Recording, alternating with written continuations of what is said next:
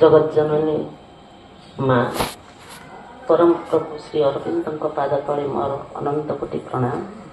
ପ୍ରଣାମ ଜଣାଉଛି ମଞ୍ଚାସୀନ ସମସ୍ତ ବକ୍ତା ଭାଇ ଅପାମାନଙ୍କୁ ଏବଂ ପ୍ରଣାମ ଜଣାଉଛି ମୋ ସାମ୍ନାରେ ବସିଥିବା ମାତୃପ୍ରେମୀ ମୋର ଅପା ଭାଇମାନଙ୍କୁ, ଛୋଟ ପିଲାମାନଙ୍କୁ ମୋର ଆଶୀର୍ବାଦ। ଅନେକ କଥା ତ ଶୁଣିଗଲେଣି ଶାନ୍ତି ଉପରେ। ଅଶାନ୍ତିର ରାଜତ୍ୱ ଆଜି ଏ ପୃଥିବୀ ବକ୍ଷରେ। ଯୋଉଠି ଦେଖନ୍ତୁ ପରିବାର ଭିତରେ, ମଣିଷ ଭିତରେ, ସମ୍ପର୍କ ଭିତରେ, ଦେଶ ଭିତରେ ଏବଂ ବିଶ୍ୱ ଭିତରେ ସବୁଆଡ଼େ ସେଇ ଅଶାନ୍ତିର ରାଜତ୍ୱ। ମଣିଷ ଶାନ୍ତି କାହିଁ ଖୋଜି ବୁଲୁଛି, କିନ୍ତୁ ପାଉନାହିଁ ସେ ଶାନ୍ତିର ଦେଖା ବା ସାକ୍ଷାତ। କିନ୍ତୁ ଆମକୁ ଦେଖିବାକୁ ହେବ ଯେ ଆମେ ସମସ୍ତେ କସ୍ତୁରୀ ମୃଗ ଭଳି।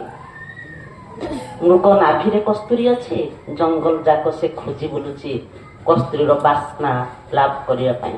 ସେମିତି ଶାନ୍ତି ଆମ ନିକଟରେ, ଆମ ହୃଦୟ ଭିତରେ, ଆମ ଅନ୍ତର ଭିତରେ, ଅନ୍ତର୍ଚେତନା ଭିତରେ। କିନ୍ତୁ ଆମେ ବହି ଜଗତରେ ଖୋଜି ବୁଲୁଛୁ କାହିଁ ଶାନ୍ତି, କାହିଁ ଶାନ୍ତି, କାହିଁ ଶାନ୍ତି। ପାଇବ କେମିତି? ଯଦି ଆମେ ଆମ ନିଜ ଧାରଣାକୁ, ଆମ ଧ୍ୟାନକୁ, ଆମ ସମସ୍ତ ମନ ପ୍ରାଣ ଶରୀରକୁ ଏକୀଭୂତ କରି ସେହି ଅନନ୍ତ କୃପାମୟୀ ମାଙ୍କ ପାଦ ତଳେ ଆମେ ଚିରନ୍ତନ ଯଦି ପ୍ରଣାମ ନ କରୁ ବା ଚିରନ୍ତନ ମନକୁ ସମର୍ପଣ ନ କରୁ, ତାହେଲେ ହୃଦୟକୁ ସମର୍ପଣ ନ କରୁ, ତାହେଲେ ଶାନ୍ତି ବା ଖୋଜିବୁ କେମିତି? ଶାନ୍ତି ବା ପାଇବୁ କେମିତି? ସେ କୃପାମୟୀଙ୍କ କୃପା ଭିତରେ, ତାଙ୍କରି କରୁଣା ଭିତରେ ସମଗ୍ର ବିଶ୍ୱର, ସମଗ୍ର ଜଗତର ଶାନ୍ତି, ପୂର୍ଣ୍ଣ ଶାନ୍ତି ହିଁ ତାହାରି ଭିତରେ ରହିଛି। ଆସିଥିଲେ ମା,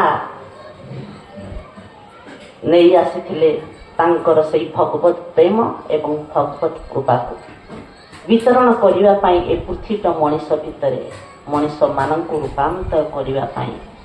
ଭଗବାନଙ୍କର ସେହି ମୂଳ ଅନାଗତ ଚେତନା ବା ପୂର୍ଣ୍ଣ ଅତିମାନସ ଚେତନାକୁ ଓହ୍ଲେଇ ଆଣିଥିଲେ ଏ ମଣିଷ ଭିତରେ ଏକ ରୂପାନ୍ତର ସୃଷ୍ଟି କରିବା ପାଇଁ ଏବଂ ଏ ଜଗତରେ ନୂତନ ରୂପରେଖ, ନୂତନ ଚେତନା, ନୂତନ ଦୃଷ୍ଟିଭଙ୍ଗୀ, ନୂତନ ଆଶାର ସଞ୍ଚାର, ନୂତନ ମୂଲ୍ୟବୋଧ, ନୂତନ ମିଳନ ଏବଂ ସର୍ବୋପରି ସେହି ସୁନ୍ଦର ସର୍ବମୟ ମଣିଷ ଯାହାକୁ ଖୋଜି ବୋଲିଛି ସେହି ଶାନ୍ତିକୁ ପ୍ରତିଷ୍ଠା କରିବା ପାଇଁ। ତାଙ୍କ ପୂର୍ବ ତ ଅନେକ ମହାଋଷିମାନେ ଆସିଛନ୍ତି, ଅନେକ ଅବତାରୀମାନେ ଆସିଛନ୍ତି, ଅନେକ ମହାପୁରୁଷମାନେ ଆସିଛନ୍ତି, କିନ୍ତୁ କେହି ବି କହି ନାହାନ୍ତି ସ୍ୱୟଂ ଏ ଜଗଦ୍ଧାତ୍ରୀ, ସ୍ୱୟଂ ଆଦ୍ୟାଶକ୍ତି ମାଙ୍କୁ ଆସିବାକୁ ପଡ଼ିବ ଏ ପୃଥିବୀ ବକ୍ଷକୁ କେବଳ ଏ ମଣିଷ ଭିତରେ ଏକ ରୂପାନ୍ତର ଏବଂ ମଣିଷ ଭିତରେ ଏକ ଶାନ୍ତିର ପ୍ରତିଷ୍ଠା ମାର୍ଗକୁ ନିଦର୍ଶନ କରିବା ପାଇଁ। ଶ୍ରୀ ଅରବିନ୍ଦ ସମ୍ପୂର୍ଣ୍ଣ ଭାବରେ ଜାଣିଥିଲେ, ପ୍ରଚାର କରିଥିଲେ, କହିଥିଲେ, ବଖାଣିଥିଲେ ଏବଂ ପ୍ରମାଣ ବି ଏ ଦୁନିଆ ପାଇଛି।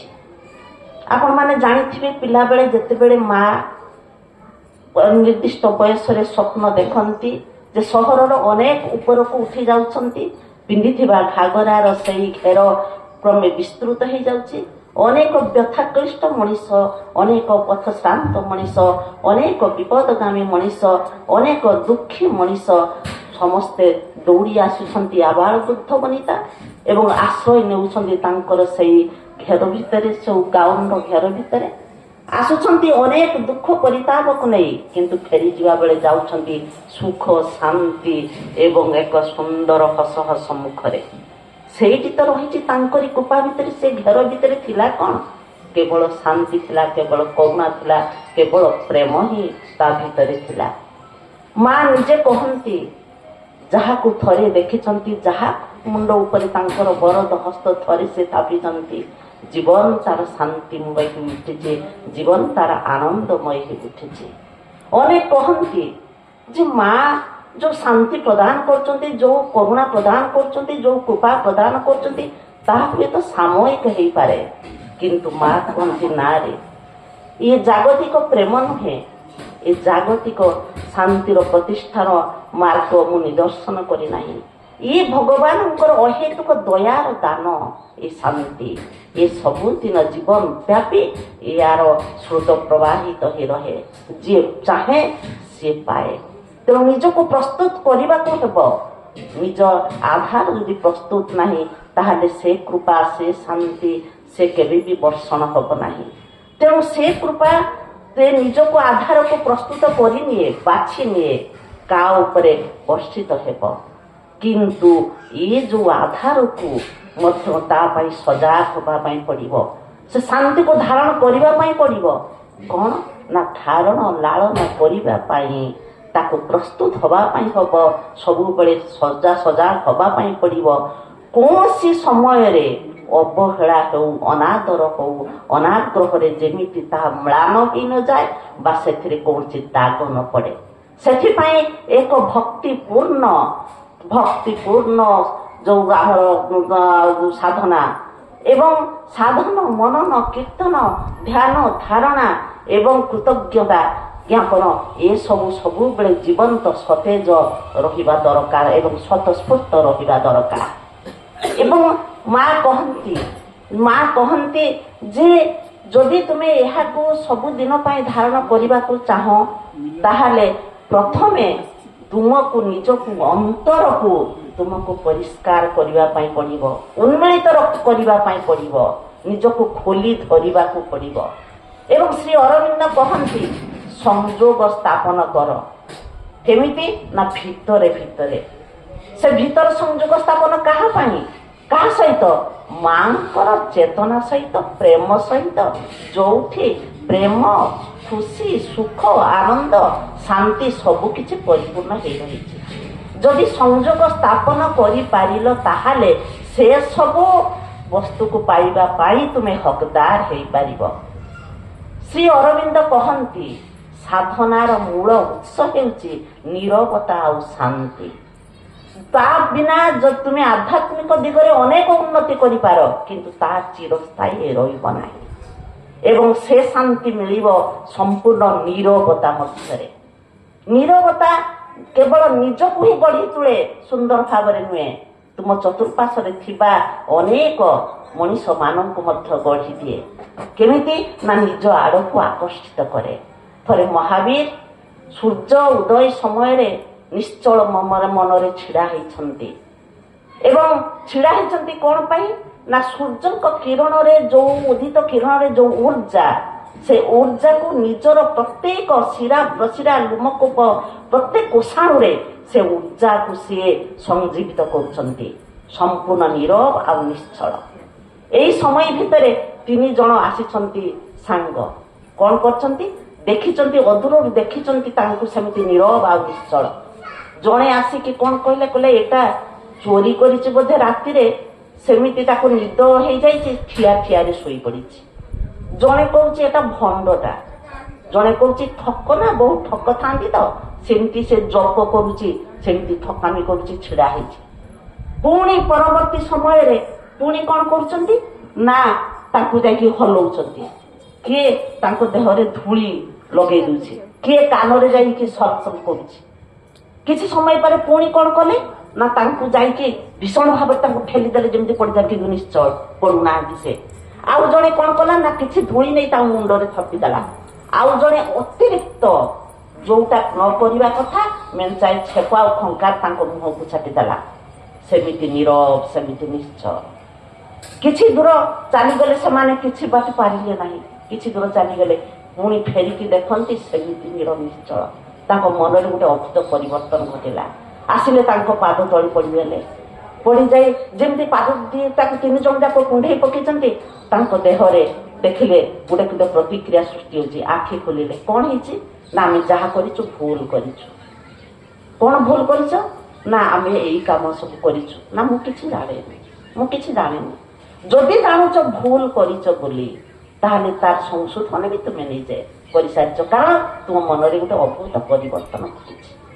ସେଇ ଯେଉଁ 3 ଜଣ ଯେଉଁମାନେ ଏ ଜାଗତିକ ଯେଉଁ ନିମ୍ନ ପ୍ରାଣରେ ଯେଉଁମାନେ ବାସ କରୁଥିଲେ ସେମାନଙ୍କ ମନରେ ଏ ପରିବର୍ତ୍ତନ ଆଣିଲା କ'ଣ? ମହାବୀରଙ୍କ ଭିତରେ କ'ଣ ଥିଲା ନା ସେଇ ନୀରବତା, ସେଇ ଶାନ୍ତି ଆଉ ସେଇ ଶାନ୍ତ ମନୋଭାବ। ତାଙ୍କୁ ହିଁ ପରିବର୍ତ୍ତନ କରିଦେଲା। ଏବଂ ଏମିତି ଦୁନିଆର ଘଟେ ଅନେକ ଘଟଣା। ବୁଦ୍ଧ ଆସିଛନ୍ତି, ଯୀଶୁ ଆସିଛନ୍ତି, ମହମ୍ମଦ ଆସିଛନ୍ତି, ରାମ ଆସିଛନ୍ତି, କୃଷ୍ଣ ଆସିଛନ୍ତି। ଏମିତି ସମସ୍ତେ ଆସିଛନ୍ତି, ସେଇ ଶାନ୍ତିର ବାର୍ତ୍ତା ପ୍ରଚାର କରିଯାଇଛନ୍ତି, ସତ୍ୟ ନିଷ୍ଠାର ବାର୍ତ୍ତା ପ୍ରଚାର କରିଯାଇଛନ୍ତି।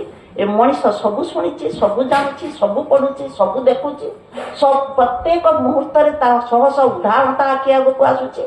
ପୁଣି ପର ମୁହୂର୍ତ୍ତରେ ପୁଣି ଭୁଲି ଯାଉଛି, ପୁଣି ଅବାଟରେ ଚାଲି ଯାଉଛି। ଜାଣୁଛି କଣ ନା ଶାନ୍ତି ଅଛି ଧନରେ, ଶାନ୍ତି ଅଛି ପ୍ରାଚୁର୍ଯ୍ୟ ଭିତରେ, ଶାନ୍ତି ଅଛି ବହୁତଳ ପ୍ରାସାଦ ଭିତରେ, ଶାନ୍ତି ଅଛି ବହିର୍ଜଗର ଏ ଚାକଚକ୍ୟ ଭିତରେ। ତେଣୁ ତାକୁ ଖାଲି ନିଜ ଭିତରକୁ ଟାଣି ଉଟାଣି ଆଣିବାର ଯୁଦ୍ଧ ତା ଭିତରେ ଚାଲିଛି। କିନ୍ତୁ ଭାବିପାରି ନାହିଁ ତା ଭିତରେ ଶାନ୍ତି ନାହିଁ। ଶାନ୍ତି ଅଛି ନିଜ ଭିତରେ, କରୁଣାମୟଙ୍କ କୃପା ଭିତରେ। ଶାନ୍ତି କେବଳ ହିଁ ସେଇ ଦେଇପାରିବେ ଆମ୍ଭମାନଙ୍କୁ, ତାଙ୍କ ଛଡ଼ା ଅନ୍ୟ କେହି ନୁହେଁ। ତେଣୁ ସେ କହନ୍ତି ଯେ ଯେତେ ପ୍ରକାର ପ୍ରତିକ୍ରିୟା ତୁମ ଭିତରକୁ ଆସୁଛି ସବୁ କିଛିକୁ ବାହାର କରିଦିଅ, ଦେଖିବ ପ୍ରକୃତ କାର୍ଯ୍ୟ କ'ଣ। ଯୋଉ କାର୍ଯ୍ୟ ଭିତରେ ତୁମେ ଶାନ୍ତି ପାଇବ ସେ କାର୍ଯ୍ୟଟି ତୁମ ସାମ୍ନାକୁ ଆସିବ। ପରିବାର ସ୍ଫୂର୍ତ୍ତି, ପରିବାର ଉର୍ଜା ତୁମ ଭିତରେ ଜାଗ୍ରତ ହବ। ଶାନ୍ତ ମନରେ ରୁହ, ଦେଖିବ ଅନେକ ରୋଗ ତୁମ ପାଖରୁ ଦୂରେଇ ଯିବ। ଶାନ୍ତ ମନରେ ରୁହ, ଶାନ୍ତିକୁ ଆସ୍ୱାଦନ କର, ଦେଖିବ ତୁମ ଭିତରେ ପ୍ରକୃତ ବିଚାର ବୋଧ ଆସିବ, କୋଉଟା କରିବା ଉଚିତ ଆଉ କୋଉଟା ଅନୁଚିତ। ଶାନ୍ତି ଭିତରେ ତୁମେ ନିମଜ୍ଜମାନ ରୁହ, ଦେଖିବ ଐଶ୍ୱରିକ ସତ୍ତାକୁ ତୁମେ ନିଶ୍ଚିତ ଭାବରେ ନିଜ ଭିତରେ ହିଁ ତୁମେ ଉପଲବ୍ଧି କରିପାରିବ। ଯୋଉଦିନ ସେ ଶାନ୍ତିର ବାତାବରଣ ସମ୍ପୂର୍ଣ୍ଣ ଭାବରେ ହୃଦୟ ଭିତରେ ତୁମର ପ୍ରବାହିତ ହେବ, ସେଦିନ ଦେଖିବ ବାଲି, ମାଟି, ଗୋଡ଼ି, ପଥର ଭିତରେ ସେଇ ଭଗବାନଙ୍କର ଅସ୍ତିତ୍ୱ। ସେ ସର୍ବ ସମଭାବାପନ୍ନ ମଣିଷ ଭିତରେ ତୁମେ ଜଣେ ହେଇଯିବ। ଏବଂ ସେଇ ଗୀତା କହେ ଯେ ଶାନ୍ତି କାହା ପାଖରେ ବିରାଜମାନ କରେ ନା ଶାନ୍ତି ତାହାରି ପାଖରେ ବିରାଜମାନ କରେ ଯିଏ କାମନା ବାସନାରୁ ରହିତ। କାମନା ବାସନା ପ୍ରତି ଯାହାର ମମତ୍ୱ ବୋଧ ରହିନଥାଏ, ଯିଏ ଅହଙ୍କାର ବିମୁକ୍ତ, ଅହଂ ଶୂନ୍ୟ, ଏବଂ ଯାହା ପାଖରେ ଏସବୁ ବହିର୍ଜଗତର କୌଣସି ଚାକଚକ୍ୟ ପାଇବାର ସ୍ପୃହା ହିଁ ନଥାଏ, ସେମିତି ମଣିଷ ପାଖରେ ଶାନ୍ତି ବିରାଜିତ ହୁଏ।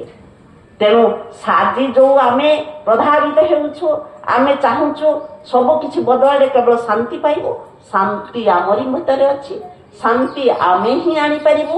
କେବଳ ଆମକୁ ସେଇ ନୈସର୍ଗିକ ପଥରେ ଆମକୁ ଚାଲିବାକୁ ପଡ଼ିବ, ସେଇ ମାଙ୍କର ଶରଣାପନ୍ନ ହବ ଏବଂ ଧ୍ୟାନ, ଧାରଣା, ମନନ, ଜପ, ନାମ ଜପ ଏ ମାଧ୍ୟମରେ ସେ ଶାନ୍ତିର ବାର୍ତ୍ତାକୁ ପରିବହନ କରି ଏ ଜଗତର ଉନ୍ନତିର ପରିକଳ୍ପନା ଆମକୁ କରିବ ଏବଂ ସମସ୍ତ ବିଶ୍ୱରେ ସେ ଶାନ୍ତିର ବାର୍ତ୍ତା ପ୍ରଚାର କରିବା ପାଇଁ ଆମେ ଜଣେ ଜଣେ ସେଇ ପ୍ରଚାରକ ସାଜିବା ଏବଂ ସବୁରି ମନ ଭିତରେ ଆମର ସେଇ ଶାନ୍ତିର ବାର୍ତ୍ତାବହକୁ ଆମେ ସେ ପ୍ରଚାର ଆମେ ପହଞ୍ଚେଇ ଦେବା ଏବଂ ଚାଲ ସମସ୍ତେ ସେଇ କରୁଣାମୟୀ ମାଙ୍କ ପାଦ ତଳେ ଆଶ୍ରୟ ନେବା, ତାଙ୍କର ନାମକୁ ସ୍ମରଣ କରିବା, ତାଙ୍କର ନାମକୁ ଜପ କରିବା ଏବଂ କହିବା, ହେ ପ୍ରଭୁ, ହେ କରୁଣାମୟୀ ମା, ତୁମେ ଶାନ୍ତି ନେଇ ଆସିଥିଲ, ଶାନ୍ତି ପ୍ରତିଷ୍ଠା କର।